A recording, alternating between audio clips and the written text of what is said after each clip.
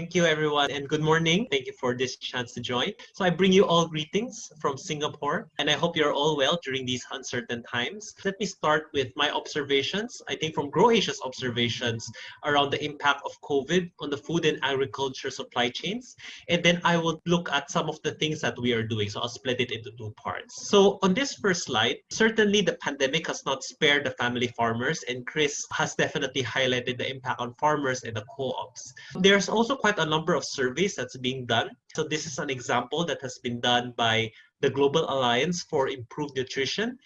And the same takeaways is present as to what Chris pointed out: decreased sales by the businesses and farmers. And this means that they have less cash to pay their employees, their suppliers, or they can't pay for raw materials, which also meant decreased or stopped production. Again, in contributing to the negative impact up and down the supply chain. And then because of the logistics problem, especially on a cross-border basis, there's a lot more interest in sourcing from local suppliers. And then on the consumer side, there is increased demand for fresh products, especially for people who are locked down at home. They tend to cook more, so more fruits and vegetables, exactly the produce that Chris has pointed out. And there's also, as a marketing channel, we've seen a lot more increased interest in e-commerce and internet marketing. So in Singapore, for example, Lazada or Redmart, some of the e-groceries and e-deliveries, a lot of that has picked up because people are at home, they don't want to go out, they're ordering a lot of their food in, especially to cook at home. And Chris has already talked a little bit about what are the impact on the farmers. What we have shown also, I guess, regionally outside Philippines is, yes, there was difficulty in selling their produce, and this creates that liquidity problem that I talked about, both in terms of their ongoing household expenses and loan payments, but also getting access to seeds and fertilizers for their next planting season. And this is another survey now for the business. What are the private sector thinking about the implications for the future?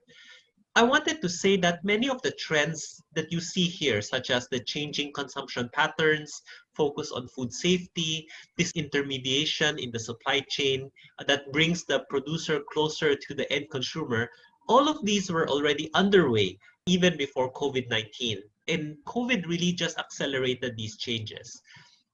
From our regional perspective, I think demand will come back, but there will be new characteristics, diversification of suppliers and consumers so that there's less risk from a geographic concentration. And from the farmer side, it's important that you have a diverse end markets to sell your end products, right? Both domestic markets, maybe in the community, but also to other urban centers or even to the export markets. The second observation is the importance of digital technologies to help solve some of these problems around logistics, connecting the buyers and sellers, such as your digital marketplace, and facilitating trade and payments. And here I'm going to talk about the second part of my presentation about what we did in GrowAsia.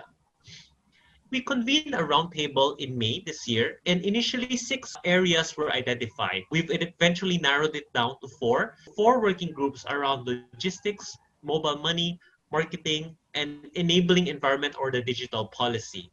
As of now, we have a draft report that's being finalized for submission to the ASEAN Secretariat with the aim of ultimately getting an action plan with roles and responsibilities adopted.